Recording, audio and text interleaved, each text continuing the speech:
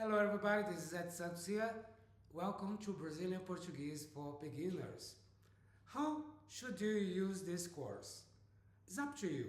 But my advice is listen to what I say, try to repeat, and listen to it again as many times as necessary, okay? As much as you need. It's important that you try to imitate my pronunciation so later on, when you are in Brazil, especially in São Paulo, people are able to understand you well. Alright?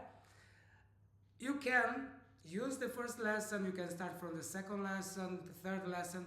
It depends on how much Portuguese you already know. If you are a complete beginner, then start from our next lesson, which is the lesson number 1. Okay? It's for you. We are going to start it from scratch.